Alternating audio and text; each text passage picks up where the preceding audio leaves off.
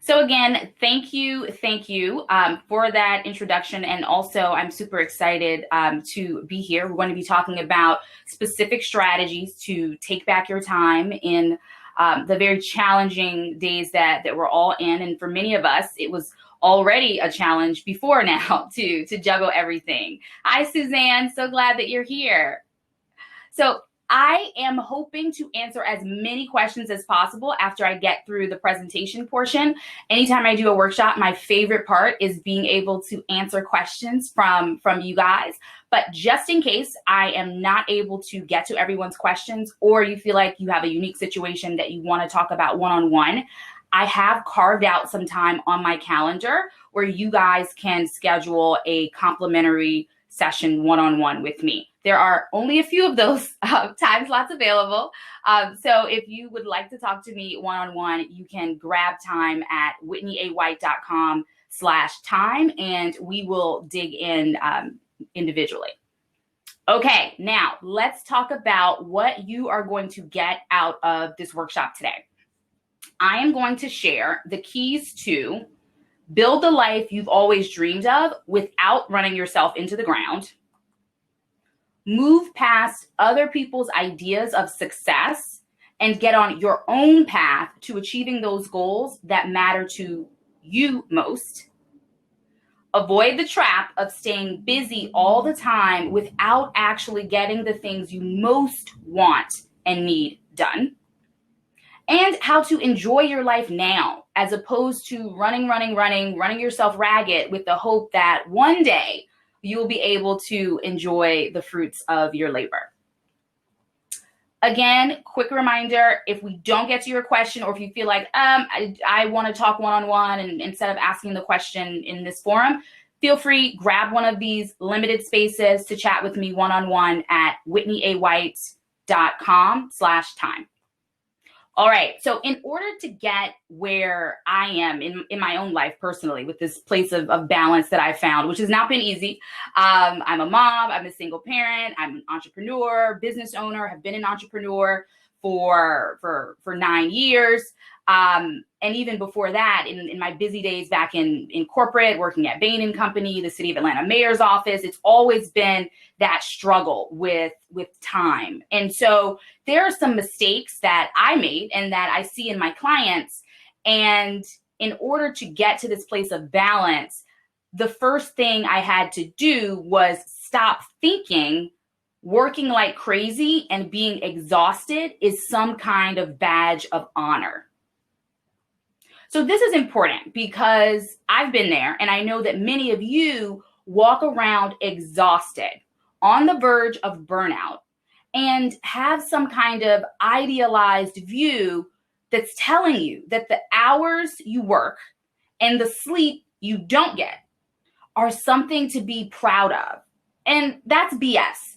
You know it, I know it, you are less efficient, you're less effective, and way more prone to mistakes. You're juggling so many different balls that at any moment they can all come crashing down. And if you keep doing this, you stay trapped in that anxious feeling, that feeling like everything could fall to pieces at any moment. Feeling like you're running, but never actually getting where you want to go. And Carolina is saying it's true. She totally gets it. She's been there.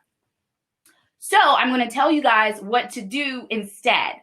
Instead of valuing incessant activity and busyness, prioritize outcomes. Ask yourself what you actually want to accomplish day to day, week to week, and put the focus on outcomes over activity. When you get off that hamster wheel and stop idealizing busyness and exhaustion, and instead focus on outcomes, you can stop being busy and start getting the most important things done. You can stop wasting time and energy and all of that anxiety, frankly, in that amped up state of keeping all those balls in the air, and actually slow down, achieve those goals that really matter, and experience the pride in accomplishing those things that you have set out to do.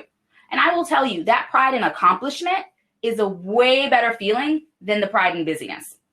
That pride in accomplishment is an amazing feeling because you'll know that you are finally living up to your full potential. So I want to give you guys specific examples when we're talking about these mistakes and the strategies. So first, meet the old Jessica. In her own words, she said, I had a lot going on.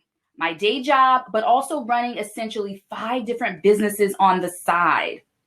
So I had a lot going on, and for some reason, I thought I could fit it all. Unsurprisingly, it did not work. I didn't feel like I had enough time, but it was tough because I didn't feel like I could cut back on anything.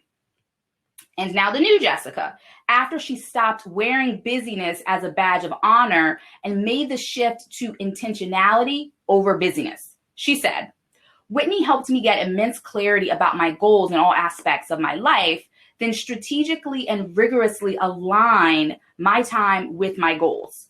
The curriculum forced me to get real about how I was spending my time day to day, week to week, and make tough decisions about how to align my most valuable resource, time, with those goals that were really most important to me.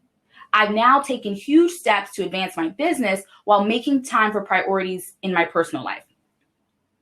Now, hear from Jessica directly about how making the shift to focusing on accomplishing those things she really wanted, not just being busy, was life-changing for her. So you guys may need to turn your audio up a little bit to be able to hear this, but we'll see. Hopefully the audio comes through just fine. I realized during the program that Whitney asked questions about my desires and my dreams and my goals that no one had ever asked me before, right? People will talk to you professionally, at work, oh, what do you aspire to do, whatever. Your family will talk to you about, why you don't have any kids yet. And, but no one talks to you about you, right? Like who you want to be. What do you want for yourself? Not just for your career or for your family, but what kind of life do you want to live? Like what feels right, what feels authentic to you? And being able to have those conversations with someone who also had the skills to help you formulate a plan to get there was just invaluable. Thanks, Carolina, for letting me know the sound came through. And thanks, Jan Lexus, for being here and commenting. Love to see you guys' comments in the chat. Mistake number 2, that never-ending to-do list. So here's what you're going to do. You're going to stop feeling like you have to do every single thing that ends up on your to-do list. As high achievers, sometimes we can get obsessive about feeling like we need to complete everything, feeling like we can't ever leave anything undone. What this can lead to is a mile-long to-do list that makes us feel like we're always behind, like there's never any hope of catching up. April knows this. She's been there with the to-do list. We all intuitively know that some things are more important than others. We know this. But when we're trapped in that land of the never-ending to-do list, often we are happy just to get anything on there done. So we start throwing away time on things that aren't even that important, but somehow ended up on our to-do list. When you are walking around like this, it is frankly depressing. You are spending your time on things that aren't really important to you. And you start to feel hopeless, like there's no end in sight. Even worse, you end up feeling like you have no real control or power over your time. So here's what you do. X the low-value tasks off your list. Simply do not do them. When you break free from that old mindset, you'll realize that not everything on your to-do list absolutely has to get done. And you'll realize that you want to be investing your precious time in the tasks that are truly most important for where you're trying to go. When you free yourself from the weight of having those low-value tasks hanging over your head, this will give you the brain space to focus on the priorities, those highest priorities that really matter. So years ago, I kind of chuckled to myself when I first heard someone say brain space.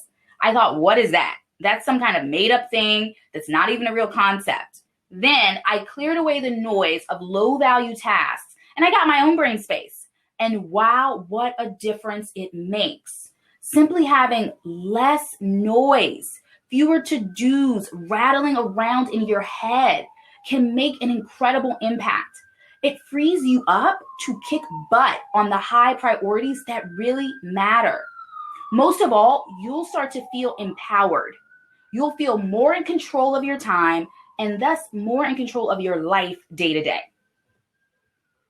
Now, I want you to meet the old Emmanuel. Here's what he said. I was feeling completely overburdened with responsibilities at work and at home, and knew I needed to find a better way to balance them. I also wanted my work to feel more effortless and fulfilling. So that's the place where Emmanuel was in life. And now the new Emmanuel. The most important thing I learned is what I should be focusing on. That's helped me figure out what is simply noise in my life. I can be a lot more organized and responsive to clients when I'm not juggling a million things. Going forward, I have these tools to stay mindful about my workload and my commitments and to remember to only focus on the things that make me happy or are critical to my goals.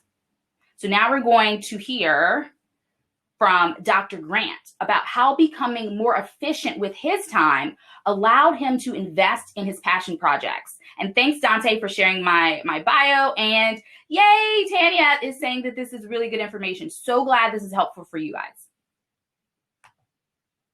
I was really looking forward to really getting the opportunity to create time in my schedule that allowed me to not only continue my day-to-day daily operations as a medicine resident, but also to really incorporate, the things that truly fueled me, as a clinician and truly fueled me as a person and the things that I was really, really passionate about. And so, after having completed the program, we still have the same amount of hours in the day. However, just being more efficient with those hours and being more efficient with, how I spent and planned my week was really, really helpful. And that's kind of one of the biggest things that I gained throughout the program. So, being able to continue to keep up the same day-to-day responsibilities, but still affording time for yourself in order to feed those passion projects that you're interested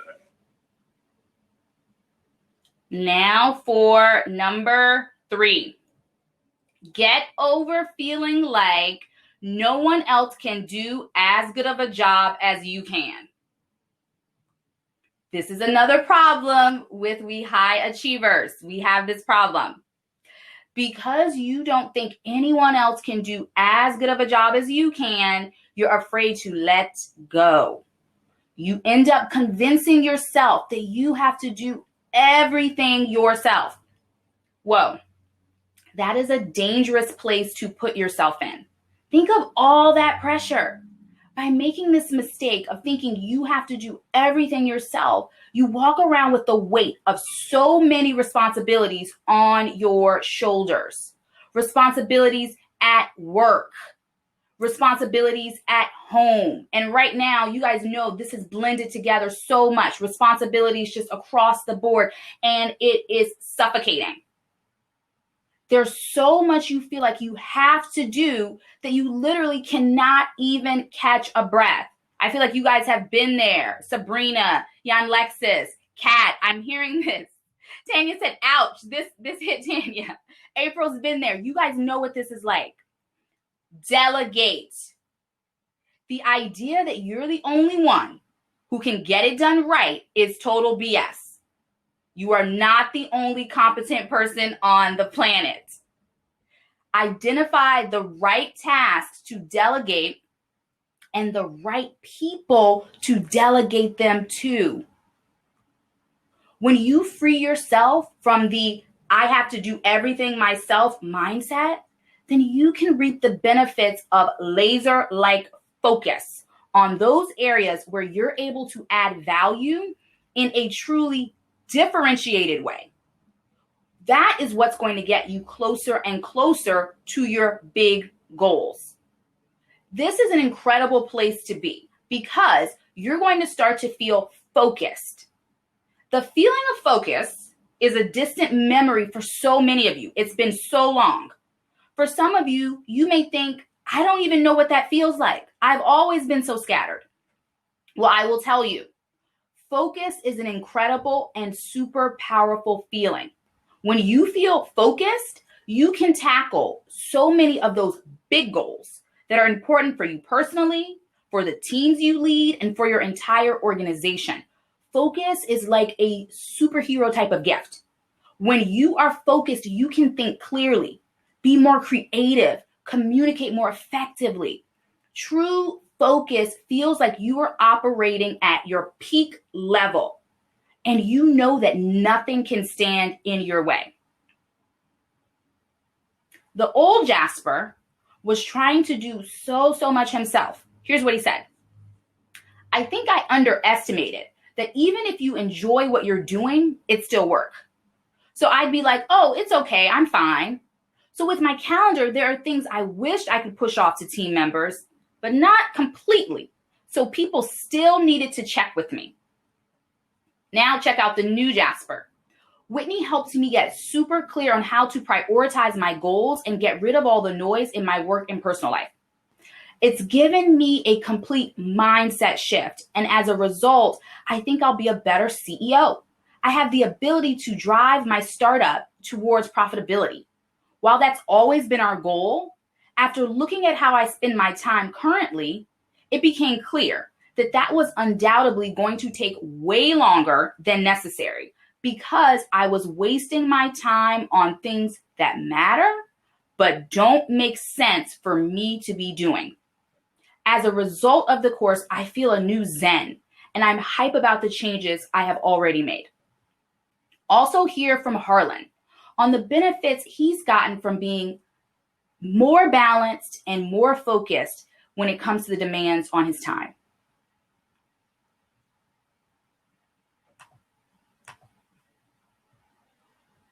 I've been mindful of the ways that I balance the various demands on my time and the various demands on my attention and focus. And through that mindfulness and through consistent application of some of the very principles and frameworks that we introduced through Check Back My Time, I've been able to achieve higher satisfaction in both my personal life and in my professional life. And this has been something that's been truly valuable. Okay, guys, number 4. Stop believing you have to sacrifice your health, wellness, and happiness in the present in the hopes that it'll all be worth it at some point down the road. A lot of people are believing this craziness with really dangerous consequences. There are so many sad, lonely people on the verge of burnout or who have already burnt out, or frankly, who have alienated family and friends, feeling unfulfilled. If you sacrifice things that you can never get back, you are playing a dangerous game. Each of us is a whole person. We're not just our work or any one aspect of our lives. When we over-index on one aspect and neglect the others, that's a recipe for disaster. We end up feeling unfulfilled because there are parts of ourselves that we're not allowing to flourish. Even if everything looks great to folks on the outside, deep down, we know we're not fully happy. We're not fully satisfied. And that is a depressing feeling. Break out of the mindset that everything is important except your own happiness. Give yourself permission to prioritize your own happiness. Start believing that you actually deserve to be happy, and that's regardless of whether or not you got everything done on your to-do list that day. When you give yourself permission to be happy, you can make the kind of true life change that doesn't have you hoping and wishing for better days way off in the distance, but instead has you enjoying your life today, in the here and now, knowing that you've stopped wasting time and are investing it in the ways you really want to be, and that you are accomplishing the goals that matter most to you in all the parts of your life, all while prioritizing your own happiness. That feeling of freedom and personal fulfillment, it's truly priceless. It's why we get out of bed in the morning. No one wants to go through life working hard, grinding all the time, all to be miserable, to feel hopeless, unfulfilled. The great news is that you don't have to. You can truly experience the kind of genuine joy that comes from freedom and fulfillment. Kwame was so stuck in that mindset of sacrifice, as if his life just had to be so hard. He fully bought into that sacrifice mindset. And here's where he ended up. Kwame said, I had an anxiety attack and realized I'd hit a fork in the road where I needed to make a decision to take control of my life. I wanted to position myself to do what I wanted to do, rather than reacting to a bunch of things coming my way that need to be done. And wow, hear from the new Kwame, who has taken control of his time and is both on the path to reaching his goals and also enjoying life day to day, time he could never get back. Kwame said, I have made significant changes to how I approach my days. The process Whitney took us through has been extremely helpful in showing me where my time is going and where I want it to go. It also helped me face the myth I have told myself for years that I can essentially create time. I've now faced the reality that there is truly a limit to how much I can do in a given day. And I've decided that I want to be intentional about how I spend those precious hours. Also hear from Caroline about how she realized she didn't have to sacrifice the things she valued around health and wellness in order to pursue her passion projects. And I just thought that there just wasn't enough time during the day to do my art. And I was almost at a point where I thought, well, maybe this just isn't the season for it. Maybe once my children are a little older, or once if I wanted to do this, I needed to give up other things like meditating and exercise and all the other personal things that I do for my health and wellness, which I didn't want to give up. And so it was a joy to know that I didn't have to sacrifice those things. I have a more methodical approach to not saying this or that, but it's this and that now.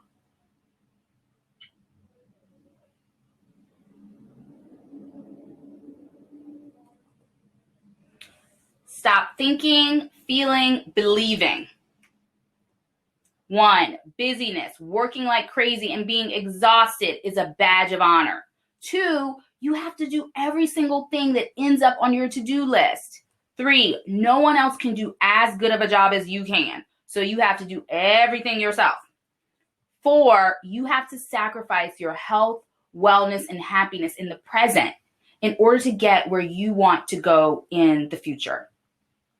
So I just shared these 4 critical mistakes that are holding you back from building the life you want and having that balance that you desire. And I've shared the steps that I've personally taken to break those patterns and deprogram myself so I could build the life I really wanted. I've also shared real life success stories of folks like you who I've worked with who've done exactly that. So now I am so excited to dig into your questions. Definitely start dropping any questions that you guys have right into the chat. I can't wait to hear your questions. Reminder, if you want to talk one-on-one, you can grab time with me if there's spots left at whitneyawhite.com/time for a complimentary one-on-one session. All right, let's see what is in the chat. Any questions from you guys? Do not be shy. Let's see here. Oh, I love all of this in the chat. We have Chelsea who said, this is so true. Delegation took me forever, but has made the biggest difference for me at work. Delegation is huge, guys. I mean, it's one of those things where sometimes we totally feel like I can't do it. What if someone takes on this project, or I give them this responsibility and then they mess up? But you can always test. You can always test at a small scale and kind of give someone a little bit of a stretch opportunity, see how they do before you put more and more on their plate. I love this question from Jan Lexus. How can someone feel purposeful, less lost, while searching for their purpose? Ooh, I love this, because that process of searching for one's purpose, it can feel really scary. It can really feel scary because for many of us, we have so many different voices in our head of what we should be doing, right? So we went through school and we have family and friends and we have colleagues and we have lots of folks who have lots of opinions about what it is that we are good at or we should do. And so in terms of feeling less lost during that process, I would say it's all about getting back to your own voice and being able to hear from yourself more than you hear from anyone else.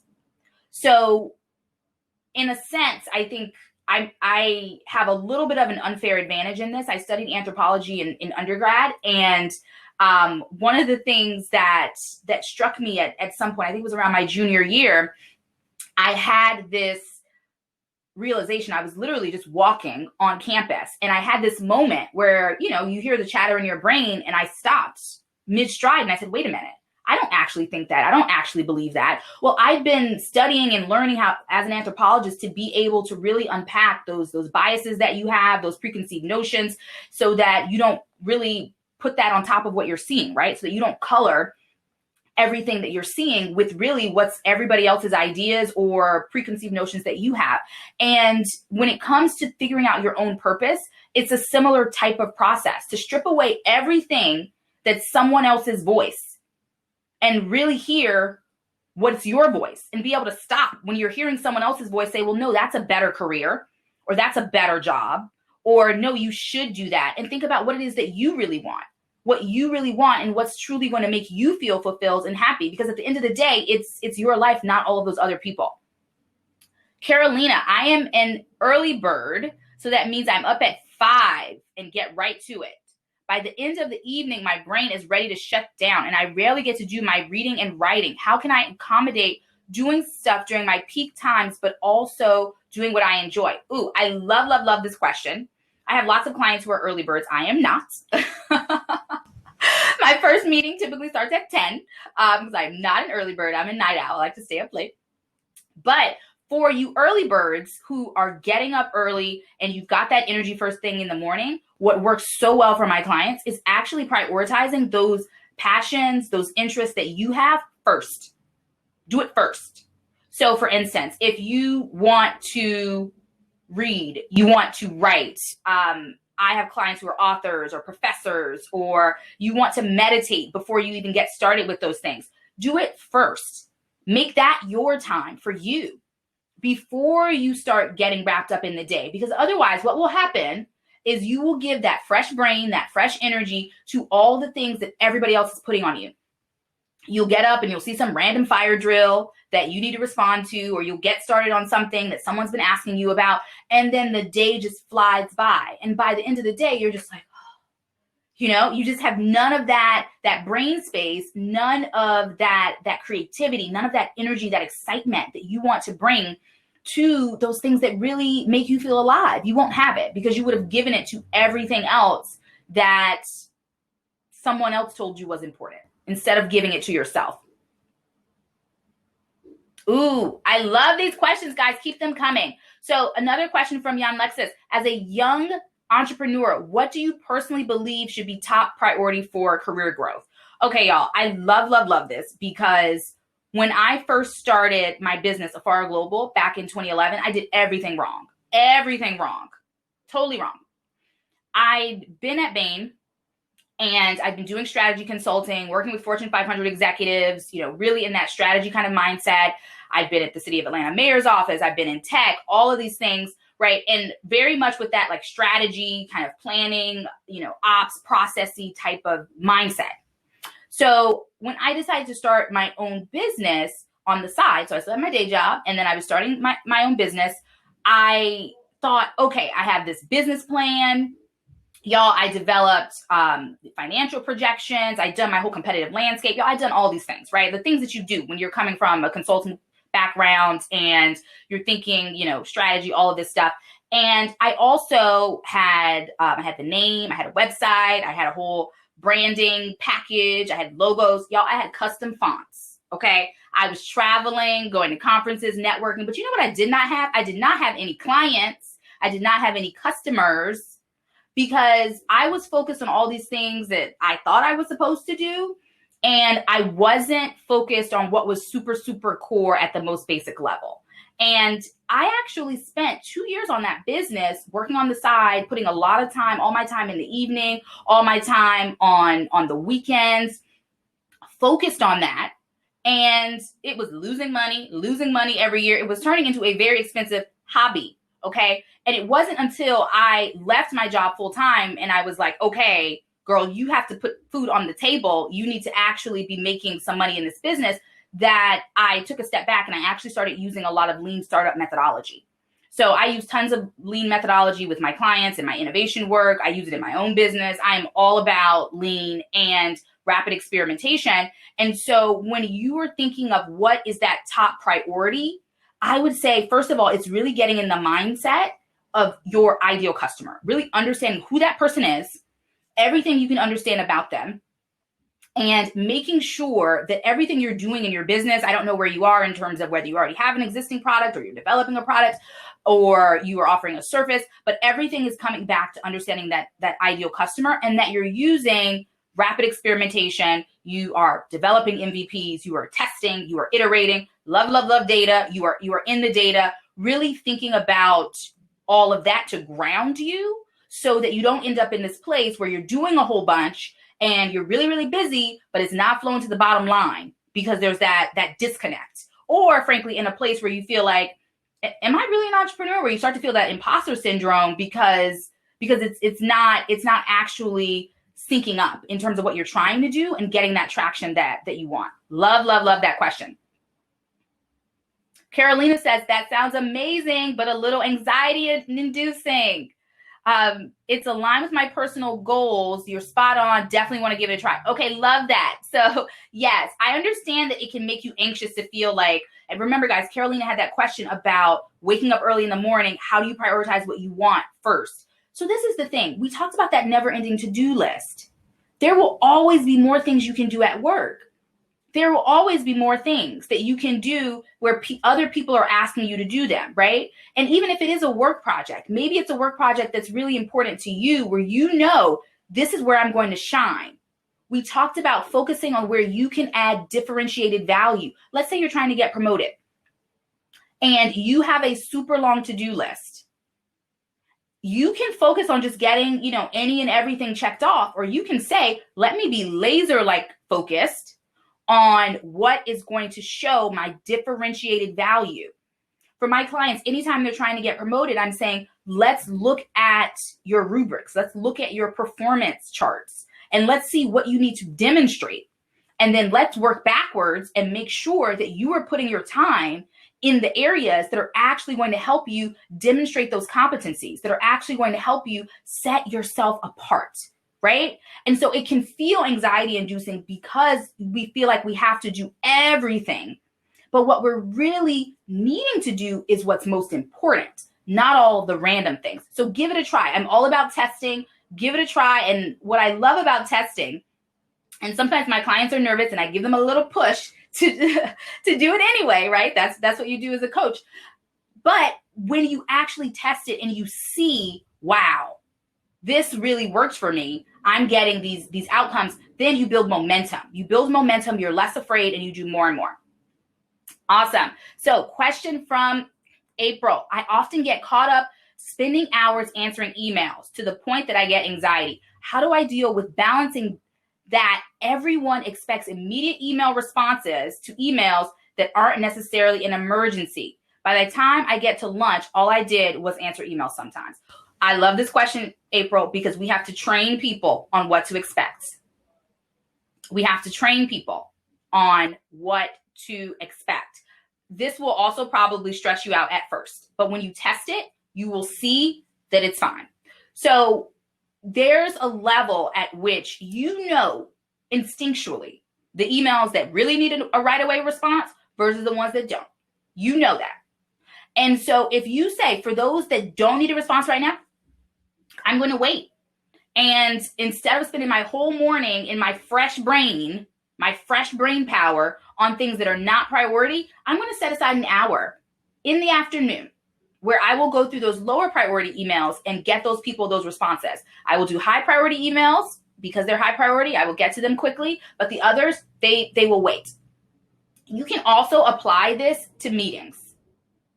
Clients sometimes are like so freaked out about the idea that, oh my gosh, I'm declining the meeting, or I'm telling people I'm not available and they need to schedule it further out and all these things. And they're like, that's not going to work. People are going to feel some kind of way, all these things. You know how they feel? They feel like they need to respect your time. That's how they start to feel. And I don't just tell this to clients. I use this in my own life, and I also use it with my innovation clients. So yes, I have individual clients in my coaching practice, but I also do innovation projects for big companies, for growth stage startups, for big Fortune 100 corporations where I'm launching and scaling new innovation projects, right? So I'll give you an example.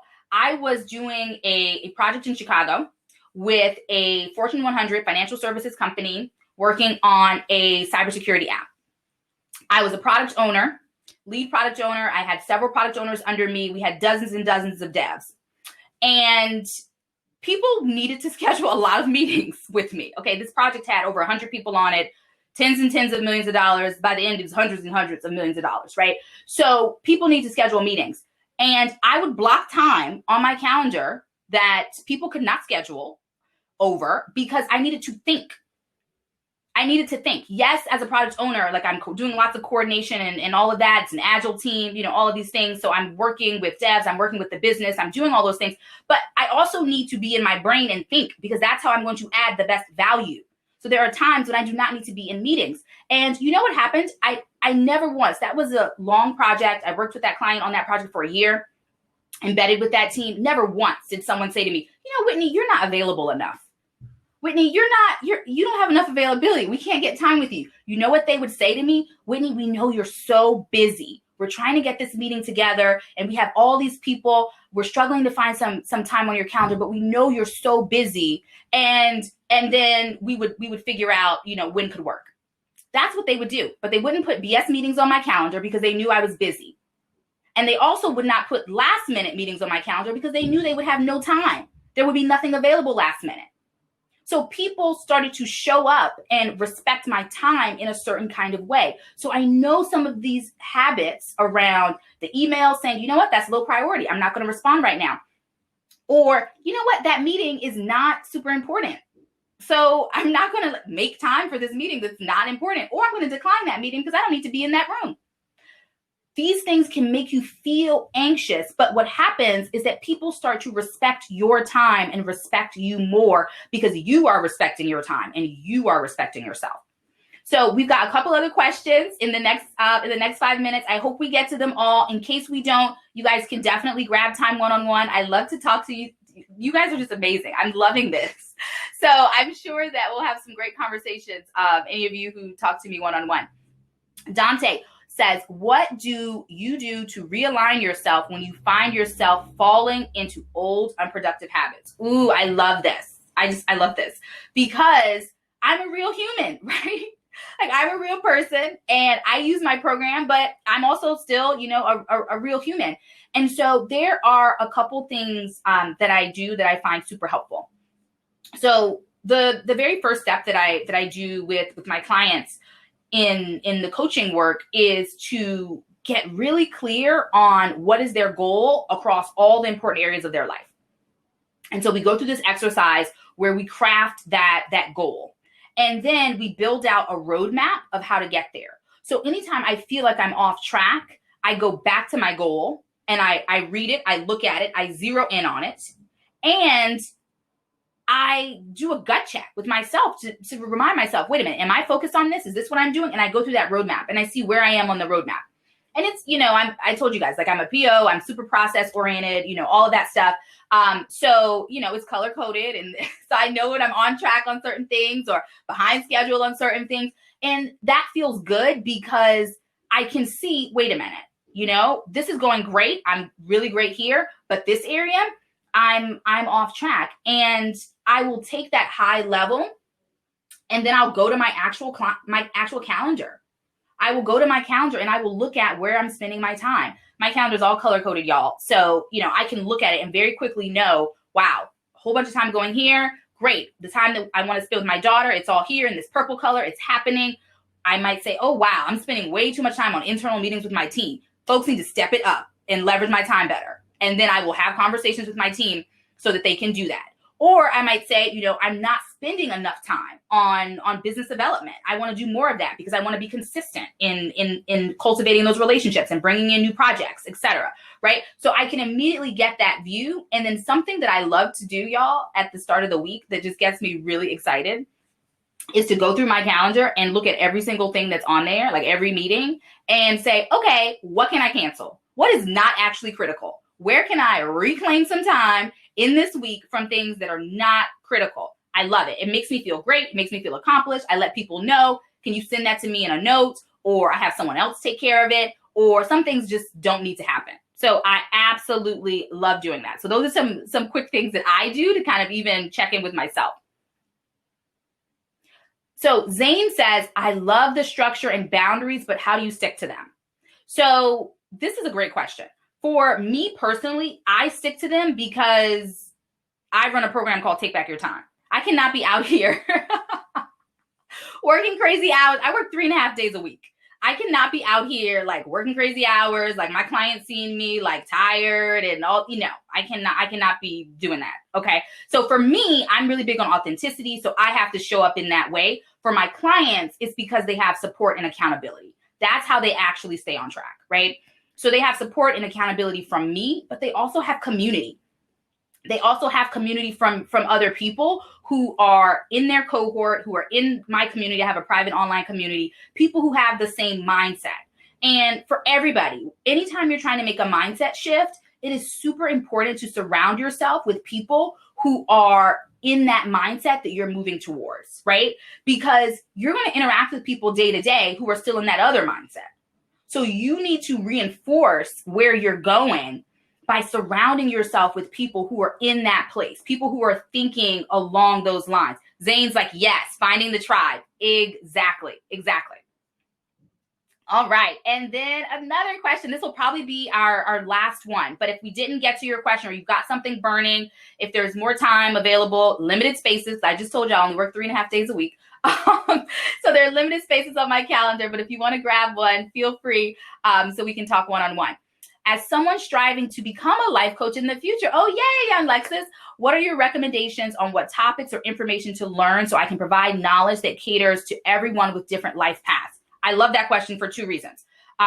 One, you're talking about being able to cater to everyone. And then there's the piece about what to learn. So first of all, I would say, as far as what to learn, look at where you already have expertise.